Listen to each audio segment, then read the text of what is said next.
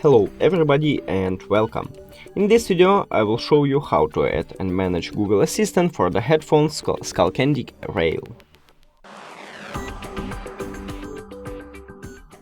You have to start by open Skullcandy application, now go to button settings, and now you should choose what tab you prefer.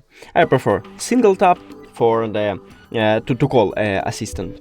So I just left it here, but you can also choose a double tap, triple tap or 1 second hold.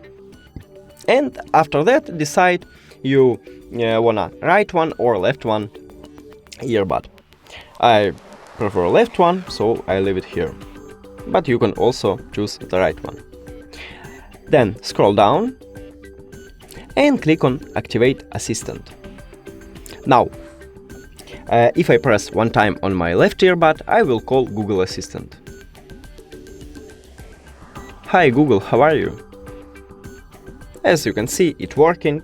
That's it. Thank you for watching this video. If you found it helpful, please consider subscribing to channel and leave the like on the video. It's really important to us. See you later!